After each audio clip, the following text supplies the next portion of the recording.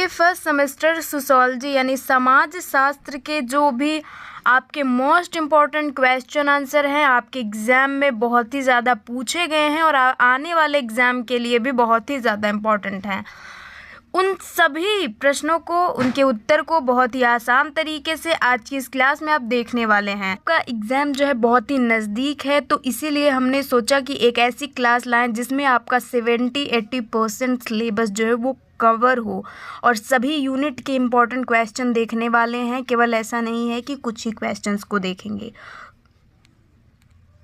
अगर आप पूरी क्लास को लास्ट तक देखते हैं तो आपके लॉन्ग शॉर्ट सभी इंपॉर्टेंट क्वेश्चन आज की इस क्लास में कवर हो जाएंगे। तो ध्यान से देखिए लास्ट तक क्लास को। आइए स्टार्ट करते हैं।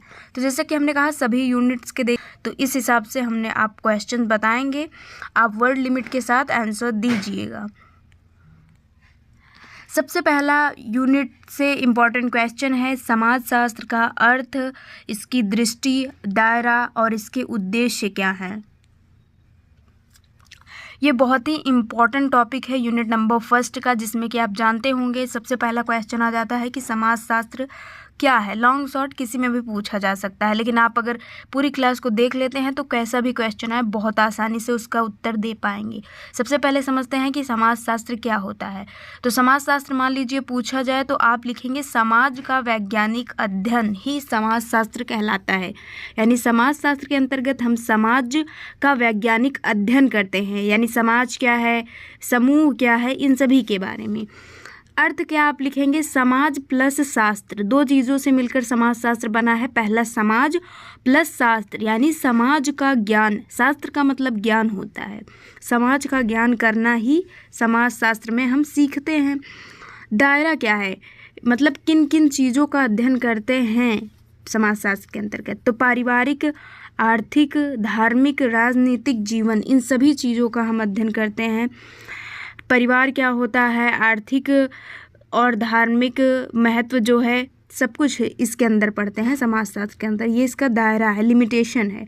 उद्देश्य क्या है समाज शास्त्र पढ़ने का, आखिर हम पढ़ क्यों रहे हैं समाज शास्त्र। तो सामाजिक नियम, समाज के जो भी नियम बनाए गए हैं, जो व्यवहार हैं समाज के, और परिवर्तन को समझना, समाज में क्या क्या परिवर्तन हो रहे हैं, इन सभी चीज़ों को समझने के लिए हम समाज शास्त्र का अध्ययन करते हैं। समाज शास्त्र का, समाज शास्त्र एक वैज्ञानिक अध्ययन है। ये था यूनिट नंबर फर्स्ट का बहुत ही इंपॉर्टेंट क्वेश्चन। अब आइए हम देखेंगे सेकंड यूनिट का इंपॉर्टेंट क्वेश्चन। सेकंड यूनिट में है समाज शास्त्र और अन्य सामाजिक विज्ञान में क्या अंतर होता है। यही क्वेश्चन बहुत ही ज़्यादा रिपीट होता है, इंपॉर्टेंट क्वेश्चन है, इसको ज़रूर से आप याद कर लीजिएगा, या भी आप देख लेंगे तो भी आपको समझ आ जाएगा। तो समाज शास्त्र का संबंध, समाज शास्त्र का संबंध जो है मानव शास्त्र से है, अर्थशास्त्र से है, इतिहास से है। यानी समाज शास्त्र में हम मानव के बारे में अध्ययन करते हैं, उसके व्यवहार के बारे में, इकोनॉमी, अर्थशास्त्र के, और इतिहास, हमारा जो इतिहास रहा है समाज का, इसके बारे में पढ़ते हैं। इन सब से जुड़कर समाज की तस्वीर बनती है, यानी इन्हीं चीज़ों से मिलकर समाज की तस्वीर बनती है, और यही कहलाते हैं सामाजिक विज्ञान। मानव शास्त्र, अर्थशास्त्र, इतिहास, ये सभी मिलकर क्या बनते हैं, समाज शास्त्र बनते हैं। तो इन सब चीज़ों का अध्ययन करते हैं हम समाज शास्त्र में। अब आता है यूनिट नंबर थर्ड से इम्पॉर्टेंट क्वेश्चन है कि समाज की बुनियादी अवधारणाएं क्या हैं। समाज की बुनियादी अवधारणाएं क्या होती हैं, यानी किन किन चीज़ों से मिलकर समाज शास्त्र बना हुआ है।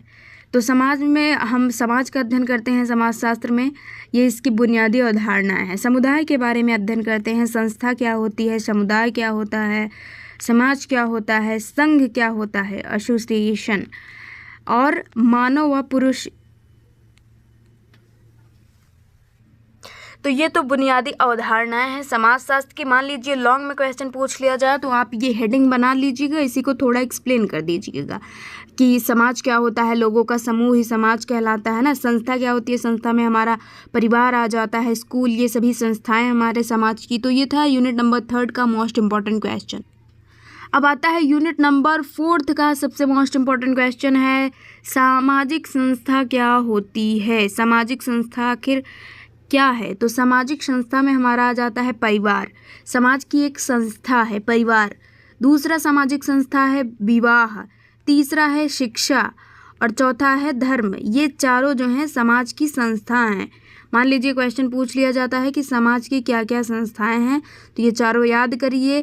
लॉन्ग में आए तो वर्ड 120 और से लेकर आप 180 तक दे सकते हैं आंसर। मान लीजिए शॉर्ट में आए तो 50 वर्ड्स में आंसर लिख दीजिएगा, और अगर वेरी शॉर्ट में आ जाए तो ऐसे ही आप लिख देंगे तो आपका काम हो जाएगा।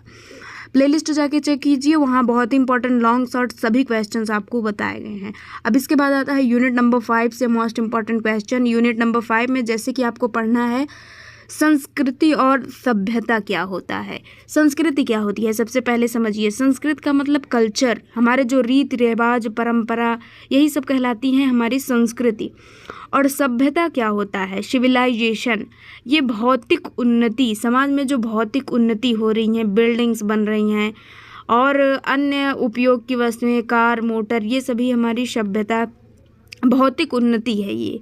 और सांस्कृतिक उन्नति क्या है, हमारे रीति रिवाज परंपरा, ये सभी संस्कृति। अब अंतर पूछा जाता है बहुत ही, तो संस्कृति आत्मा है और सभ्यता जो है वो शरीर है। सभ्यता को हम देखा जा सकता है लेकिन संस्कृति देखी नहीं जा सकती है, ये बहुत ही ज़्यादा चीज़ों से मिलकर बनी होती है, जैसे कि हमारे रीति रिवाज, त्यौहार, व्रत ना। तो अगर आपको सभी चीज़ें बहुत ही अच्छे से समझ आ रही हैं तो प्लीज़ चैनल को लाइक, सब्सक्राइब और शेयर करिए। आप लोग बिल्कुल भी सपोर्ट नहीं करते हैं, और ये बात है। और दूसरा कि अगर कोई भी डाउट है तो भी कमेंट करिए, हम और भी अच्छे से आपको बताएंगे। नेक्स्ट टॉपिक के लिए आप सजेस्ट कर सकते हैं। आइए देखते हैं यूनिट नंबर 6 का मोस्ट इम्पॉर्टेंट क्वेश्चन। सामाजिक सांस्कृतिक प्रक्रियाएं क्या होती हैं। प्रक्रिया मतलब प्रोसेस, बहुत प्रोसेस क्या होता है समाज में, जो सांस्कृतिक प्रक्रियाएं हैं ये क्या होती हैं। तो सहयोग है, एक प्रक्रिया है। कुछ लोग मिलके हम आपस में एक लोग दूसरे लोग का सहयोग करते हैं, तो ये एक प्रक्रिया होती है ना। कुछ पहले मिलेंगे, फिर मुद्दे को समझेंगे, तभी तो सहयोग करेंगे। तो इस तरह से ये एक प्रोसेस हो जाता है, प्रक्रिया। दूसरा संघर्ष, किसी चीज़ को लेकर संघर्ष हो गया, ये भी एक प्रक्रिया है। तीसरा प्रतिस्पर्धा यानी कंपटीशन, किसी चीज़ के लिए दो लोग कंपटीशन कर रहे हैं, तो ये भी एक प्रक्रिया हो गई। तो समाज में ये तो है सांस्कृतिक प्रक्रियाएं याद कर लीजिए। सहयोग, संघर्ष, प्रतिस्पर्धा, कंपटीशन, हेल्प, कॉन्फ्लिक्ट। अब आ जाता है यूनिट नंबर 7 से इम्पोर्टेंट क्वेश्चन कि सामाजिक संरचना क्या होती है, यानी किन चीज़ों से मिलकर हमारा समाज बना हुआ है, संरचना क्या होती है। तो सामाजिक संरचना यूनिट नंबर 7 का मोस्ट इम्पॉर्टेंट क्वेश्चन है, बहुत ज़्यादा आपके एग्जाम में आता है। तो सामाजिक संरचना जो है वो स्थिरता और परिवर्तन। समाज की संरचना ऐसे हुई है कि इसमें कुछ चीज़ें हैं जो परिवर्तित नहीं होती, स्थिर होती हैं, और कुछ चीज़ों में परिवर्तन होता है। भूमिका है, समाज जो है भूमिका, रोल से मिलकर बना है। मापदंड होता है, मूल्य होते हैं, कुछ वैल्यू हैं समाज के। वर्ग और प्रतिष्ठा है, इन्हीं सभी चीज़ों से मिलकर हमारा समाज की जो संरचना है वो तैयार होती है। इसके बाद आता है यूनिट नंबर 7। यूनिट नंबर 7 हो गया आपका। यूनिट नंबर 8 में आता है सांस्कृतिक स्थिरीकरण क्या होता है। स्थिरीकरण तो रूप और आधार, सांस्कृतिक स्थिरीकरण में रूप और आधार आता है। सामाजिक परिवर्तन व विकास, ये आते हैं सामाजिक स्थिरीकरण। अब कुछ टिप और ट्रिक्स है, देख लीजिए, परिभाषा याद कर लीजिए इन सभी चीज़ों का, बहुत ही ज़्यादा एग्जाम में आता है, और कुछ उदाहरण याद कर लीजिए। तो ये था आपका समाजशास्त्र का पूरा सिलेबस, मोस्ट इम्पॉर्टेंट पॉइंट्स जो कि आप